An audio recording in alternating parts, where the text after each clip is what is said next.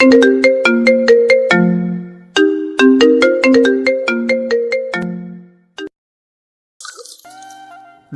থেকে অনেক দিন পর দেশে ফিরছি। ফিরতে না ফিরতেই মার এক বাহানা, বিয়ে করাবে। অবশ্য মা একবার জিজ্ঞেস করেছিল কাউকে পছন্দ করি কিনা। আমি মন খারাপ করে চলে এসেছিলাম, কারণ আমি একজনকে অনেক অনেক ভালোবাসতাম, যার শরীরের গন্ধ না নিলে ঘুমিয়ে আসতো না। কিন্তু সেই দিন। ঘড়ির দিকে তাকিয়েছিস? এত লেট করে আসলি কেন? সরি সোনা, এবারের মতো মাফ করে দাও, আর কখনো হবে না। কে তোর শোনা? আমি কারো শোনা নই। এভাবে কথা বলছো কেন? তুমি ছাড়া আর কে আছে আমার, বলো? নিজের থেকে অনেক বেশি ভালোবাসি তোমায়। আমি ভালোবাসিস তাই না? তাহলে সেদিন তোর পাশে রিকশায় করে কে ছিল ওই মেয়েটা? অনিতা, ওর কথা বলছো? খুব ছোটবেলা থেকেই ও খুব ভালো একজন বন্ধু আমার। ও এখন অনিতাই সবকিছু আর আমি কিছুই না, তাই না? আমি কি করছি না করছি কোনো কিছুর প্রতি খেয়াল নেই তোর। কই, আমাকে তো কখনো এভাবে রিকশায় করে হাতে হাত রেখে ঘুরতে বের হসনি। সারাক্ষণ শুধু ওই মেয়েটা তোকে ফোন দিতেই থাকে। ওই মেয়েটা কেন তোকে বারবার ফোন দিবে? ও তো আর তোর গার্লফ্রেন্ড না, গার্লফ্রেন্ড হচ্ছে আমি। মিলি, প্লিজ একটাবার আমার কথাগুলো শোনো। কি আর শুনবো আমি? তোর কোনো কিছু শোনার ইচ্ছাই আমার নেই। সাবধান, তোর ওই নোংরা মুখে আর একটা বার আমার নাম নিবি না। ছি, আমার ঘৃণা হচ্ছে। না, এভাবে কখনোই একটা রিলেশন চলতে পারে না। আজ থেকে তোর সাথে ব্রেকআপ। মিলি, কি বলছো এসব? মজা করছো তাই না? আমি জানি তুমি মজা করছো। ওই যে রিক্সা আসছে, চলো না আজ একটু ঘুরি। মজা করছি তোর সাথে তাই না? ঠিক আছে থাক, তুই তোর মজা নিয়ে। আমি যাচ্ছি, আর কখনো ফোন দিবি না আমায়। মিলি, প্লিজ ভুল বোঝো না আমায়। অনেক ভালোবাসি তোমায়। সত্যি তুমি ছাড়া আর অন্য কোনো মেয়েকেই ভালোবাসি না আমি। প্রচুর কান্না করছিলাম সেই দিন, কিন্তু সেই দিন আর কোনো কথাই শুনিনি মিলি। সত্যি বলতে অনেক ভালোবেসেছিলাম হয়তো, তাই একটু বেশি কাটতে হয়েছে। এখনো ঠিক আগের মতোই ভালোবাসি। ভেবেছিলাম কিছুদিন চলে গেলে হয়তো সে আবার ঠিক আগের মতো হয়ে যাবে, কিন্তু হঠাৎ একদিন ঠিক রিকশায় করে মিলির পাশে অন্য একটি ছেলেকে দেখতে পাই। এবার বুঝতে পেলাম কেন সেই দিন এমনটা করেছিল আমার সাথে। নিজের চোখের দেখাটাকেও বিশ্বাস করতে পারছিলাম না। কষ্টগুলো পাথর চাপা দিয়ে নিজেকে সান্ত্বনা দিয়েছিলাম। তারপর থেকেই শুরু হলো জীবনের নতুন যাত্রাগুলো। রাতে সবাই একসাথে ডিনার করার সময় হঠাৎ, আগর কাল থেকে তোমার ঘোরাঘুরি সবকিছু বন্ধ। কাল থেকে ঠিক মতো অফিসে যাবে। বুড়ো বয়সে এবার বাপকে একটু শান্তি দে। কিন্তু বাবা। কোনো কিন্তু কিন্তু নয়, আমি আজকে ম্যানেজারকে ফোন করে বলে দিচ্ছি সকালে রেডি হয়ে অফিসে যাবো। ব্যাস হয়ে গেল, কি আর করার।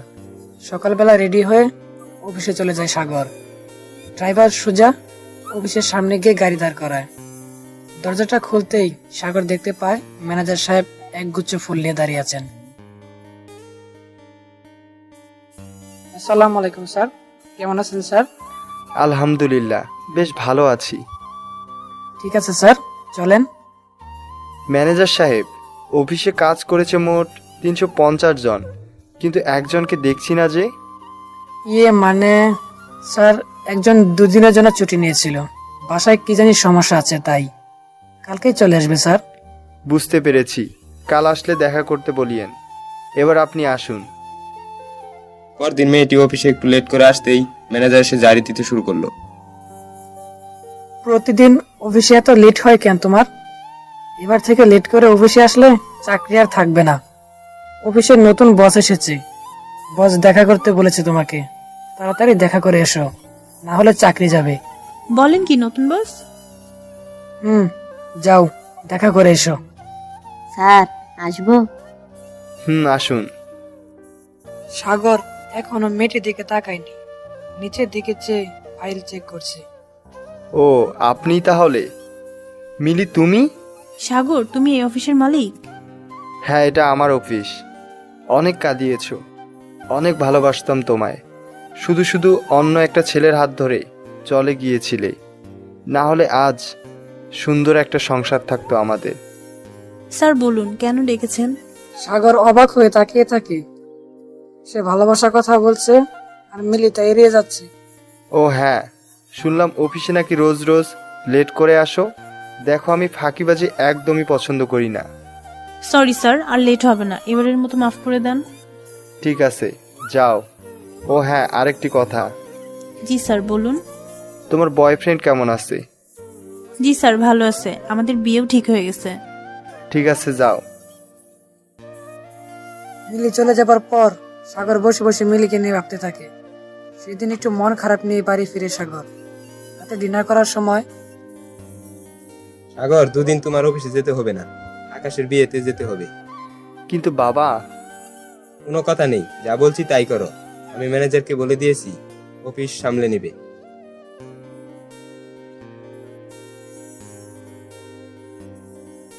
প্রচণ্ড ভয় করছে, কারণ ছোটবেলা আকাশের বোন সোনালিকাকে প্রপোজ করেছিলাম। থাপড়াতে থাপড়াতে গাল লাল করে ফেলেছিল ফাজিলটা। কি মেয়ে রে বাবা! সেই দিনের পর থেকে আর কখনো কথা হয়নি।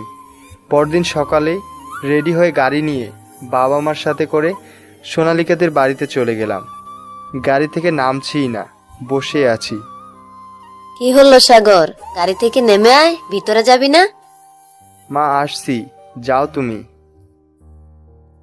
কিছুক্ষণ একা একা বসে রইলাম, যাতে করে মেয়েটা মনে করে বাবা মা দুজনে এসেছে। জানলে পরে জানুক, তাতে আমার কি। গিয়ে দেখি সবাই বসে আছে, শুধু সোনালিকাকেই দেখছি না।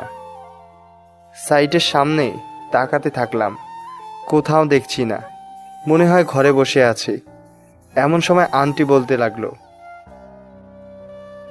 আরে সাগর, বাবা কোথায় ছিল এতক্ষণ? কোথাও না আন্টি, এই তো গ্রামটাকে একটু ঘুরে ঘুরে দেখতে ইচ্ছে করছিল, তাই দেখছিলাম একটু। বলছো কি বাবা, তোমার তো এখানে সবকিছুই অচেনা।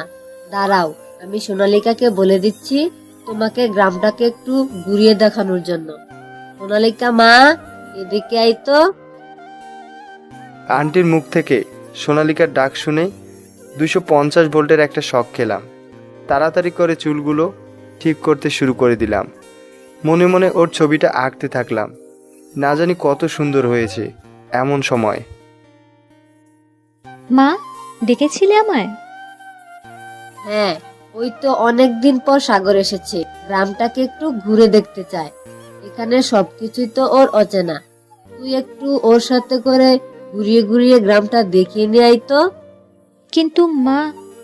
যা বলছি তাই কর। ঠিক আছে, যাচ্ছি। সোনালিকা আমার দিকে বড় বড় চোখ করে তাকিয়ে আছে। মনে হচ্ছে এই বুঝি গিলে ফেলবে। কি সাংঘাতিক মেয়ে রে বাবা!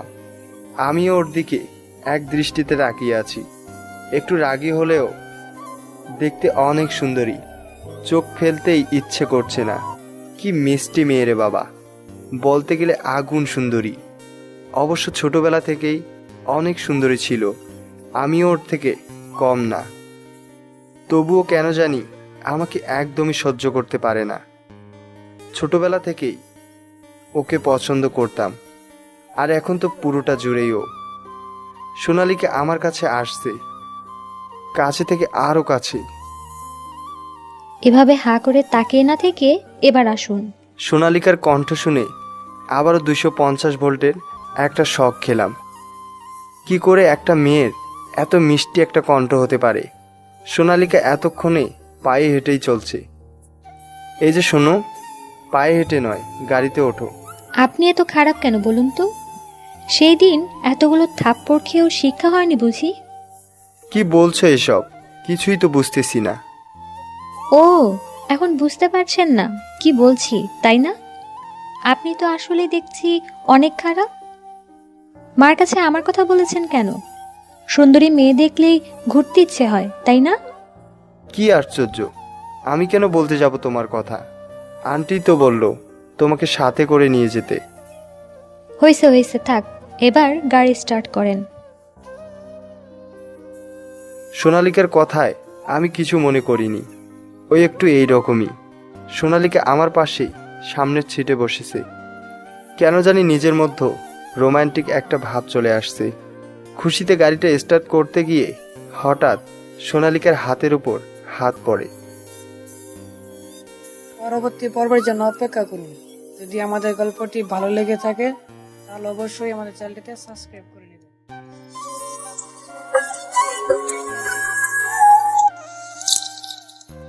আপনি আমার হাত ধরলেন কেন? ইয়ে মানে, বিশ্বাস করো আমি ইচ্ছে করে হাত ধরিনি। গাড়িটা স্টার্ট করতে গিয়ে তোমার হাতের উপর হাত লেগেছে। এখন আর কি বলার আছে আপনার? আপনি খারাপ একটা লোক, এটা আমি জানতাম, কিন্তু আপনি যে এতটা খারাপ সেটা কখনো কল্পনাও করতে পারিনি। গাড়ির ভেতরে একলা একটা মেয়েকে পেয়ে সুযোগ নিতে চেয়েছেন, তাই না? আপনাকে দেখতেও আমার ঘৃণা হচ্ছে।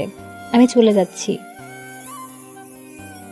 লাইফে অনেক কষ্ট পেয়েছি, তবে আজকের মতো কখনো এতটা কষ্ট পাইনি। যখনই সোনালিকার মুখ থেকে খারাপ কথাটা শুনেছি, অনেক ভালোবেসে ফেলেছি সোনালিকাকে। তাই ওর দেওয়া ছোট ছোট কষ্টগুলো জমিয়ে রাখছি, কখনো প্রকাশ করব বলে। সোনালিকা কাঁদতে কাঁদতে চলে যাচ্ছে। মনের ভিতরে একটা ভয় শুরু হলো। সোনালিকা যদি আন্টিকে বলে দেয় তাহলে তো সব কিছু শেষ হয়ে যাবে। আন্টি আমাকে নিজের ছেলের থেকেও অনেক বেশি ভালোবাসে। তাই বেহায়ার মতো আবারও ডাক দিলাম, এই যে শোনো। প্লিজ, আপনি আর আমাকে ডাকবেন না। সোনালিকা, বিশ্বাস করো, হয়তো তোমাকে পছন্দ করি, হয়তো ভালোবাসি, কিন্তু তার মানে এই না যে তোমার কোনো ক্ষতি করব। ক্ষতি করার ইচ্ছেও আমার নেই। এটা একটা অ্যাক্সিডেন্ট ছিল। প্লিজ, তোমার যত ইচ্ছা হয় আমাকে মারো, কাটো, যা ইচ্ছা তাই করো, তবু চলে যেও না। আন্টির কাছে কি জবাব দিব বলো? একটাবার আমার কথা ভেবে দেখো। আপনাকে আর বিশ্বাস হয় না। যতটুকু বিশ্বাস ছিল তাও শেষ। ঠিক আছে, তোমাকে বিশ্বাস করতে হবে না। তুমি আমার আগে আগে হাঁটবে, আমি তোমার পিছু পিছু। প্লিজ না করো না। অন্য কোনো মতলব নেই তো আবার? ছি ছি, একদমই না। একটু বিশ্বাস রাখো। ঠিক আছে, চলেন। মিষ্টি একটা হাসি দিয়ে বলল। পাগলিটা একটুখানি কেঁদেই চোখ মুখ লাল করে ফেলেছে। ও চোখের দিকে দেখলেই কেন জানি আমার কষ্ট হয়। তাই ভাবলাম এমন কোনো কাজ করব না যেন ওর চোখ থেকে এক ফোঁটা পানি বের হয়। সোনালিকা আমার কিছুটা সামনে, আমি তার কিছুটা পিছনে। মেয়েটা দেখতে অনেক হট, তবে আজকে একটু বেশি হট লাগছে। কোমরটা দুলিয়ে হাওয়ায় কেশগুলো উড়িয়ে হাঁটছে। যা লাগছে না, মনে হচ্ছে পিছন থেকে এই বুঝি জড়িয়ে ধরি। এমন সময় আকাশের দিকে তাকাতেই দেখি মেঘের অগচ্ছন্নতায় ভরা। এই বুঝি কান্না করে দিবে। একটু পরেই বজ্রপাত শুরু হলো। সোনালিকা বজ্রপাত শুনেই জোরে একটা চিৎকার দিয়ে জড়িয়ে ধরল। আহ, বাঁচাও! ভয় পেও না, কিচ্ছু হবে না বলেই দুহাত দিয়ে বুকের মাঝে শক্ত করে জড়িয়ে ধরলাম। নিঃশ্বাসটা একটু ভারী হতেই শুরু করলো, তবুও বুকের মাঝে খুশির জড়ো হাওয়া বইতে শুরু করে দিল। যে মানুষটা আমাকে ঘৃণা করে সেই মানুষটা এখন আমার বুকের মাঝে। বজ্রপাত শেষ হতেই ছাড়েন বলছি। এই, আপনি আমাকে এইভাবে জড়িয়ে ধরছিলেন কেন? বারে, ভয় পেয়ে যেভাবে জড়িয়ে ধরেছিলে, আর একটু হলে তো দম আটকে মরেই যেতাম। যাক বাবা, বাঁচা গেল। আর এখন আমাকেই দোষ দিচ্ছ, তাই না? আবারও একটা মুচকি হাসি। উফ, কি যে লাগছে, পাগল হয়ে যাব। না, মনের কথাটা আবারও দ্বিতীয়বার বলার মতো এটাই সুবর্ণ সুযোগ। এটাকে মিস করা যাবে না। তাই আস্তে আস্তে সোনালিকার কাছে গেলাম। সোনালিকা, জি বলুন।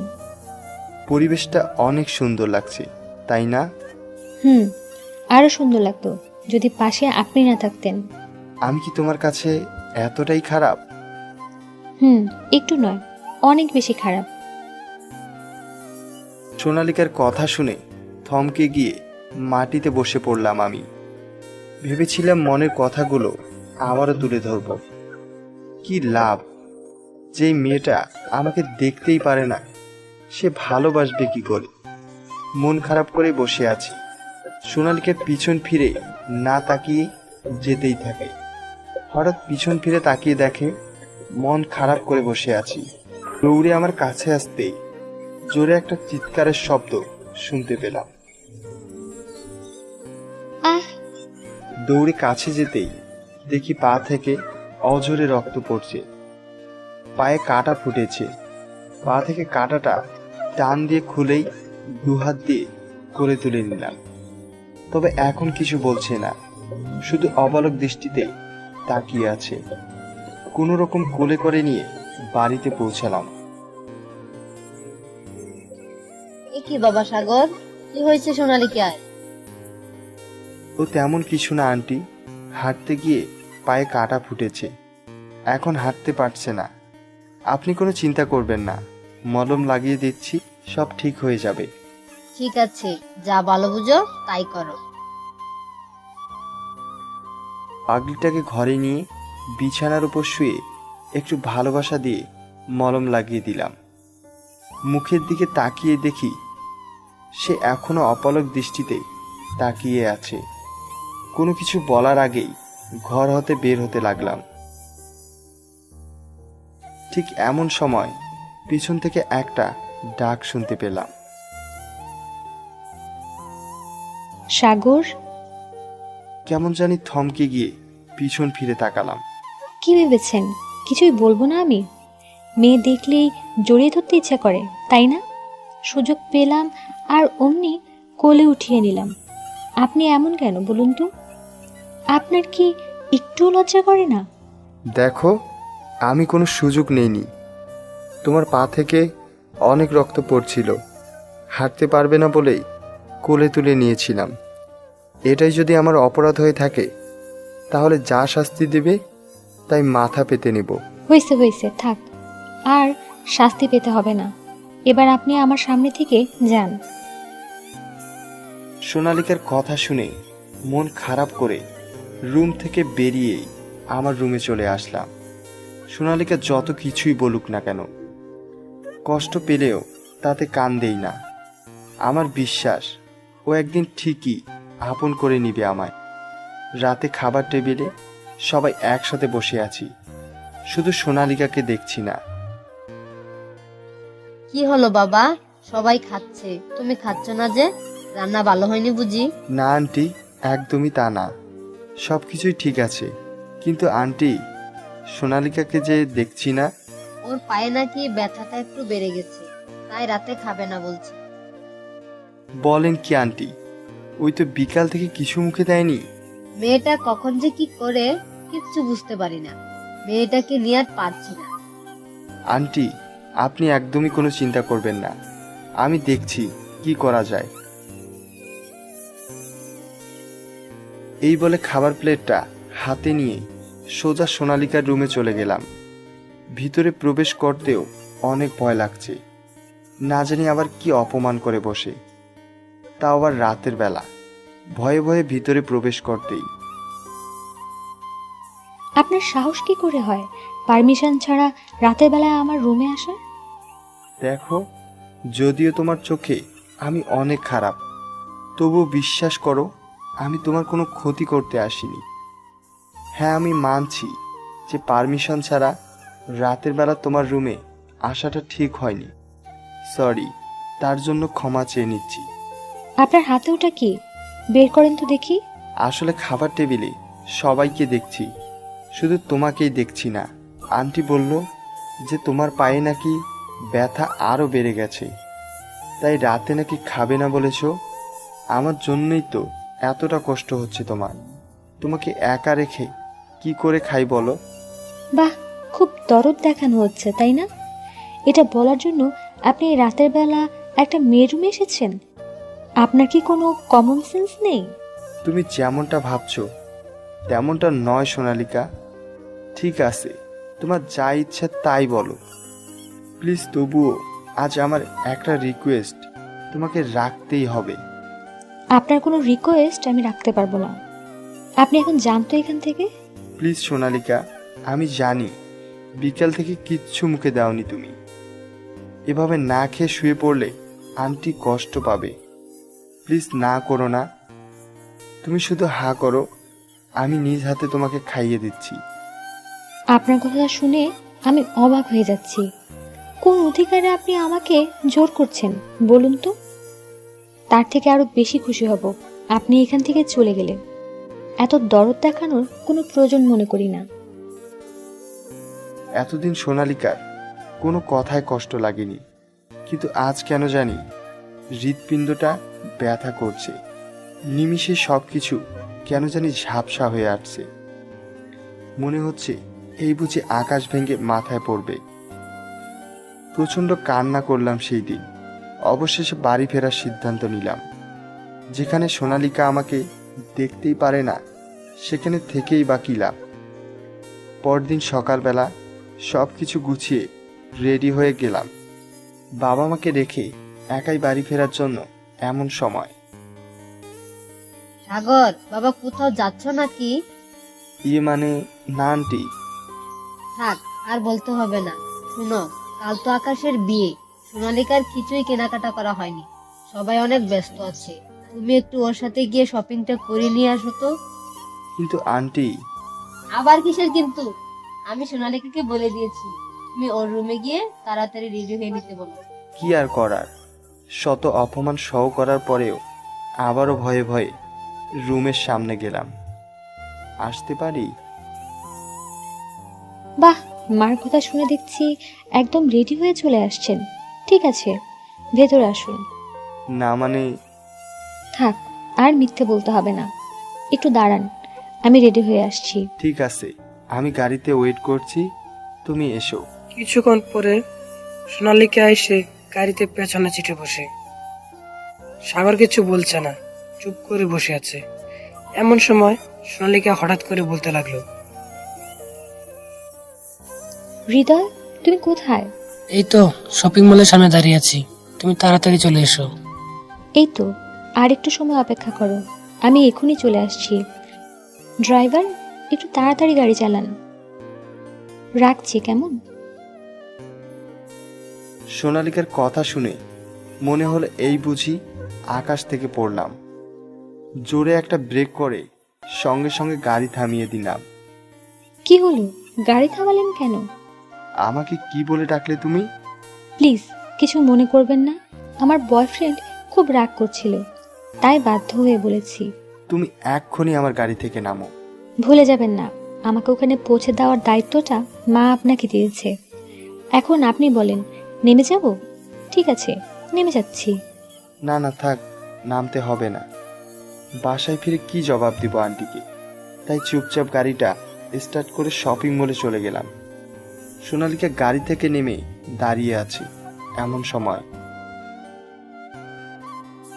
এতক্ষণে আসার সময় হলো তোমার? না আসলেই তো পারতে। সরি সোনা, একটু লেট হয়ে গেল। আর কখনো এমন হবে না। এখন চলো ভেতরে যাই। নিজেকে কি বলে সান্ত্বনা দিব ভেবে পাচ্ছিলাম না। যেখানে আমার থাকার কথা ছিল সেখানে কিনা অন্য একটা ছেলে সোনালিকার হাত ধরে আছে। এভাবে সোনালিকার সাথে অন্য একটা ছেলেকে দেখব কখনো ভাবতেও পারিনি। নিজের চোখের পানিটা মুছে ওদের পিছু পিছু নিতে থাকলাম। কি ব্যাপার সোনালিকা, উনি তোমার ড্রাইভার না? ও কেন আমাদের সাথে আসছে? হ্যাঁ, আপনি যান, গাড়িতে গিয়ে বসুন। আমাদের পেছনে পেছনে আপনাকে আসতে হবে না। ও হ্যাঁ, আরেকটি কথা, সাবধান, মাকে কিছু বলবেন না। যদি বলেন না তাহলে খবর আছে বলে দিলাম।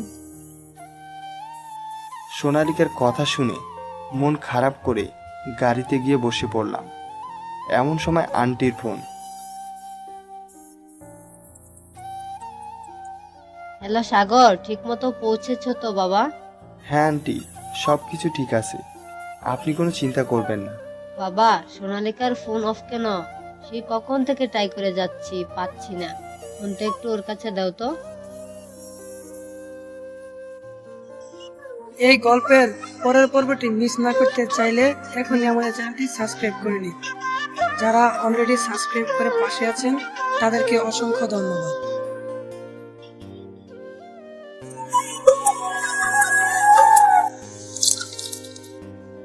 আসলে আন্টি, সোনালিকা শপিং মলের ভিতরে চলে গেছে। আমি গাড়িটা পার্কিং করছি, একটু অপেক্ষা করুন, ভিতরে গিয়ে দিচ্ছি। ঠিক আছে বাবা, তাড়াতাড়ি করো। আজ এই প্রথম আন্টির কাছে মিথ্যা বললাম, মনটা ভীষণ খারাপ লাগছে। ভেবেছিলাম পছন্দ মতো একটা গিফট কিনে সোনালিকাকে দিব, কিন্তু তার কিছুই হলো না। আমার জায়গায় অন্য একটি ছেলে, কিছুতেই মেনে নিতে পারছি না। মনে হচ্ছে বুকের উপর ভারী একটা পাথর চাপা পড়ে আছে। তাড়াতাড়ি করে শপিং মলের ভিতরে চলে গেলাম। গিয়েই দেখি হৃদয় সোনালিকাকে গলায় হার পরিয়ে দিচ্ছে। কিছুতেই সহ্য করতে পারছি না। মনটা খারাপ করে সোনালিকার কাছে গেলাম। আপনি এখানে কেন এসেছেন? এখানে আসতে বারণ করা হয়নি আপনাকে? ভালোভাবে কথা বললে কথা কান দিয়ে যায় না আপনার? যান বলছি এখান থেকে। সোনালিকা, আমি আর এখানে এক মুহূর্তেও থাকতে চাই না। যেখানে আমাদের পার্সোনালিটি বলতে কিছু নেই, সেখানে আর এক মুহূর্ত থাকতে চাই না। আগো তুমি তোমার ড্রাইভার কিনে, আমি চললাম। এই বলে হৃদয় চলে যায়। সোনালিকার রাগে আমার দিকে বড় বড় চোখ করে তাকিয়ে আছে। সোনালিকা, সাবধান, আর একটাবার আমার নাম মুখে নেবেন না। কি ভেবেছিস তুই? তোকে আমি ভালোবাসবো? কখনোই না। কি বলবো আর, আপনারাই বলেন। সোনালিকার মুখ থেকে তুই কথাটা শুনে স্তব্ধ হয়ে গেলাম। ইচ্ছে মতো অপমান করে সেই দিন আন্টির কথা বলার সাহসী আর পেলাম না। সোনালিকা সব কিছু রেখে শপিং শেষ না করেই শপিং মল থেকে বেরিয়ে রিকশায় করে চলে যায়। প্রচণ্ড ভয় করছে, আন্টির কাছে কি জবাব দিব। ভয়ে ভয়ে গাড়িটা নিয়ে সোজা বাসায় চলে গেলাম। আমাকে দেখে আন্টি বলতে লাগলো, কি হলো বাবা, তোমার সাথে সোনালিকাকে দেখছি না যে? আন্টির কথা শুনে মাথা নিচু করে চুপচাপ দাঁড়িয়ে আছি। সাগর, বাবা কিছু বলো না। আন্টি, সোনালিকা আমাকে একদমই দেখতে পারে না, শুধু শুধু রাগ করে একাই রিকশায় করে আসছে। আন্টি আমার মুখের দিকে চেয়ে বলতে লাগলো, ঠিক আছে, এবার আসতে দেও, তারপর দেখছি কেন এমন করছে। চুপচাপ রুমে চলে গেলাম। সোনালিকা শুধু শুধু ভুল বুঝলো আমায়। কিছুক্ষণ পর সোনালিকার বাসায় ফিরে রুমে যেতে থাকে। এমন সময় সোনালিকা, দাঁড়িয়ে যা বলছি। মা, কিছু বলবে? একা আসলি যে, কি হয়েছে সাগরের সাথে তোর?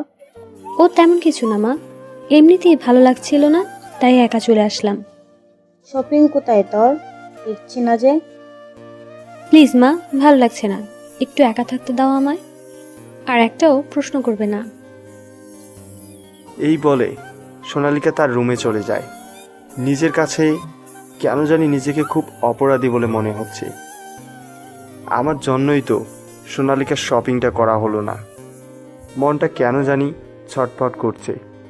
তাই আর দেরি না করে সোজা সোনালিকাকে ফোন দিলাম।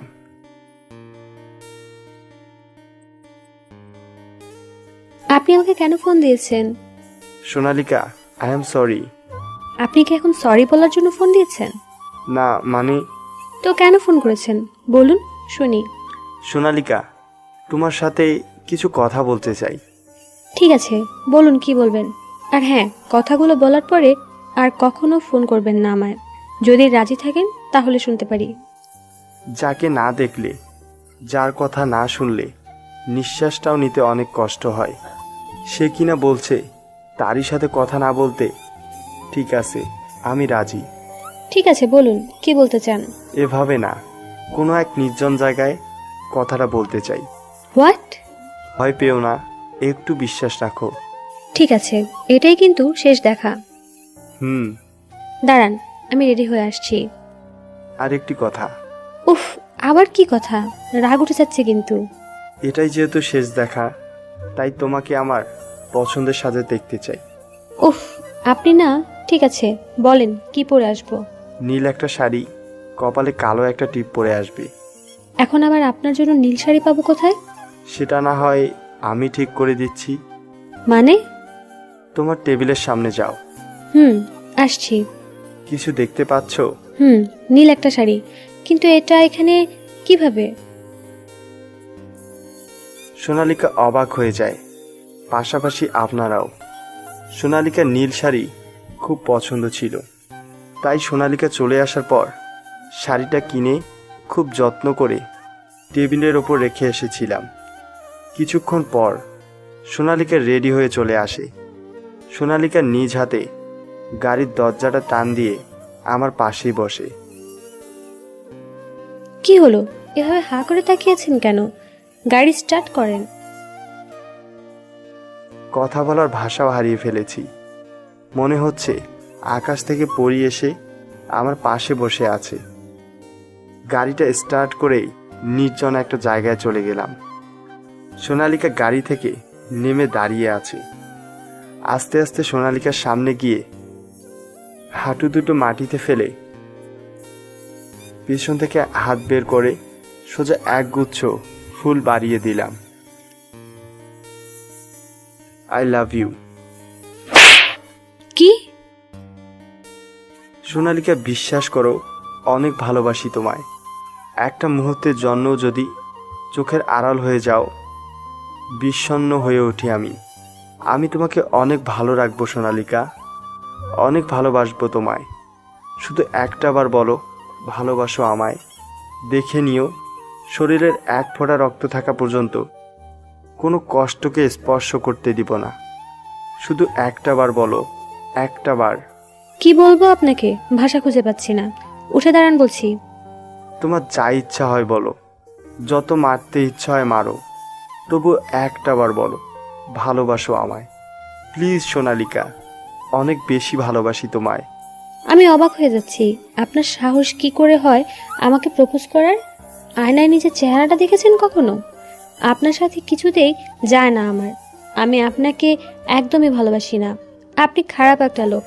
তাছাড়া কিছুদিন হলো আমাদের রিলেশন চলছে, এটা কিছুতেই সম্ভব না। সরি, আমি পারবো না। প্লিজ, আপনি আর আমাকে বিরক্ত করবেন না। ফুলগুলো মুখের উপর ছুঁড়ে দিয়ে চলে যেতে থাকে। পিছন থেকে হাতটি ধরে সোনালিকা। আপনি আমার হাত তুললেন কেন? আপনি এত খারাপ কেন? আমি আপনাকে ঘৃণা করি। I hate you.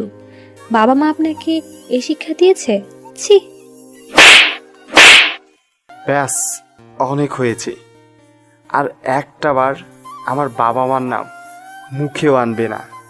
এই শহরে ভালোবাসা বলতে কিছুই নেই। সত্যিকারে ভালোবাসার কোনো মূল্য নেই। কি বলেছিলে তুমি? আমি তোমার যোগ্য নই? আমি অনেক খারাপ, তাই না? হ্যাঁ, আমি অনেক খারাপ, শুধু তোর কাছে। কারণ তোকে অনেক ভালোবাসতাম বলে। এই খারাপ ছেলেটাই হবে তোর বর। দেখে নিস, বিয়ে আমি তোকেই করব। সে স্বপ্ন আপনার কোনোদিন পূরণ হবে না। এই বলে সোনালিকা চলে যায়। অনেক অপমান সহ্য করেছি, আর না, এবার থেকে আর ভালোবাসবো না। ভালোবাসা আদায় করে নিব। আমিও বিয়ে করে দেখিয়ে ছাড়ব। ফোনটা বের করে সোজা মাকে ফোন দিলাম। হ্যালো সাগর, বাবা তুই কোথায়? মা, আমি যেখানে থাকি সেটা তোমাকে ভাবতে হবে না। এখন কিছু কথা বলবো তোমাকে, মনোযোগ দিয়ে শুনবে। কি হয়েছে বাপ? তুই এভাবে কথা বলছিস কেন? আমার কিন্তু ভীষণ ভয় করছে। মা, আমি সোনালিকাকে ভালোবাসি এবং কালকেই ওকে বিয়ে করতে চাই। কালকে বিয়ে মানে? এসব কি বলছিস বাবা? আমি কিছুই জানি না মা, আমি কালকেই বিয়ে করতে চাই। না হলে আমি এক্ষুনি আত্মহত্যা করব। পাগলামি করছিস কেন? সোনালিকা তো তোরই। মানে? শোন, তোর বিয়ে আমরা সোনালিকার সাথেই ঠিক করেছি। কতবার বলেছি বিয়ে কর, কোনো কথাই শুনিসনি তুই। তাই তোর বাবা আর আমি দুজনে মিলে সামনের মাসের 15 তারিখ তোর বিয়ে ঠিক করেছি। মা, আমি সামনের মাসে নয়, কালকেই বিয়ে করতে চাই, না হলে কিন্তু এক্ষুনি। থাক, আর পাগলামি করতে হবে না। ঠিক আছে, সোনালিকার মার সাথে কথা বলে দেখছি কি করা যায়। এই তো আমার লক্ষ্মী মা।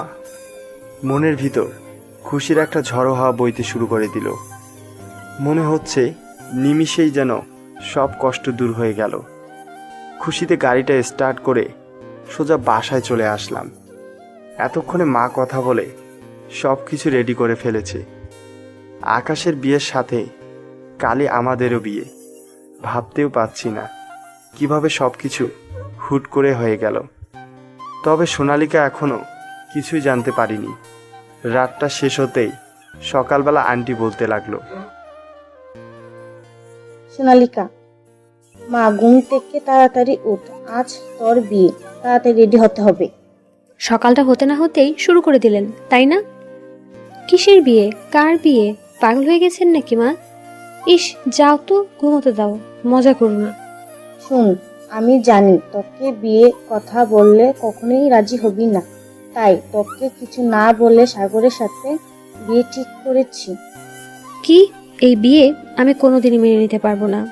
প্রয়োজন অন্য কোনো ছেলেকে বিয়ে করব, তবুও সাগরকে আমি কখনোই বিয়ে করতে পারবো না। পাগলামি করিস না মা, সাগর অনেক ভালো একটা ছেলে। দেখো মা, প্রয়োজনে আমি আত্মহত্যা করতে বাধ্য হব, তবুও সাগরকে আমি বিয়ে করব না। তাছাড়া আমি একজনকে ভালোবাসি মা। এই জন্যই খাইয়ে পুড়িয়ে বড় করেছি তোকে। আর একটা কথা বলবি না, চুপচাপ রেডি হয়ে নে, ওদের কথা দেওয়া হয়ে গেছে। তুই যদি এই বিয়ে না করিস তাহলে এই বাড়ি ছেড়ে আমি চলে যাব। এসব কি বলছো মা? হ্যাঁ, যা বলছি সব ঠিক বলছি, তাড়াতাড়ি রেডি হয়ে নে। এই বলে সোনালিকার মা চলে যায়।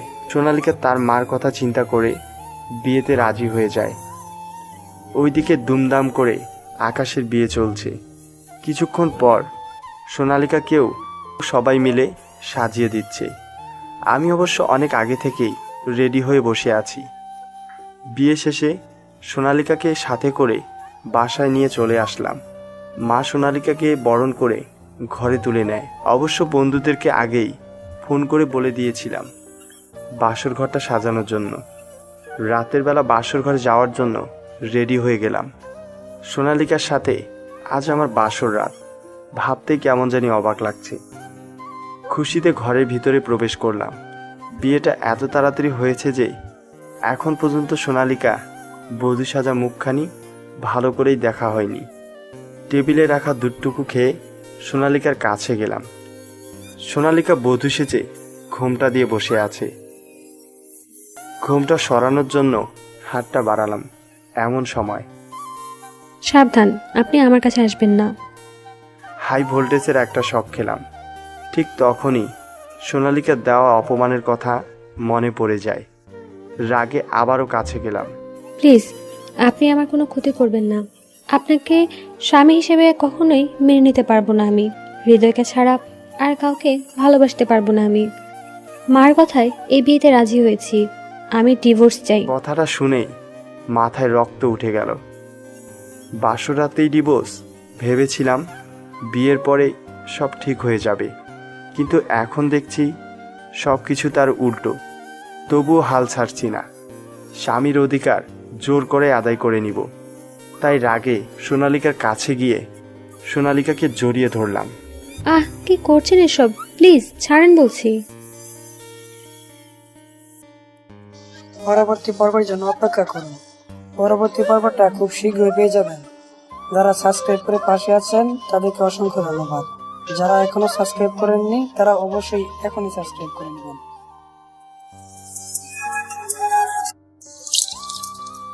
আহ, কি করছেন এসব? প্লিজ ছাড়েন বলছি। সোনালিকা, ভুলে যেও না, এখন আমি তোমার স্বামী। এখন সব কিছুই আমার ইচ্ছেতেই হবে। আজ আমাদের বাসর রাত। 8-10 জন ছেলের মতো আমিও আজ আমার বাসরটা মনের মতো করে কাটাবো। এইসব কি বলছেন আপনি? আমার এই দেহের উপর কোনো অধিকার নেই আপনার।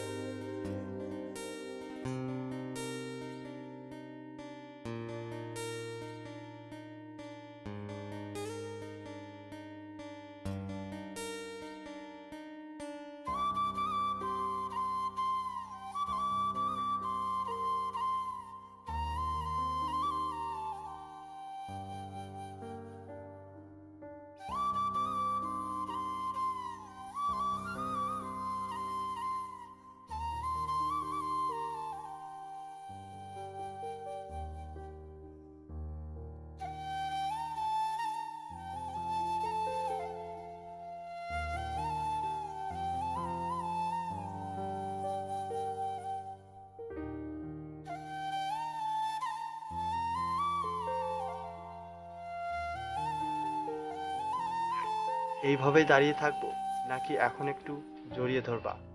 ইউ পাজি দুষ্ট শয়তান, এত কিছু আর আমি কিছুই জানি না। অনেক হয়েছে, এবার বাড়ি চলো, মা অপেক্ষা করবে। বাসা যাওয়ার পর রাতের বেলা। এই, তুমি কাছে আসছো কেন? একদমই আমার কাছে আসবে না।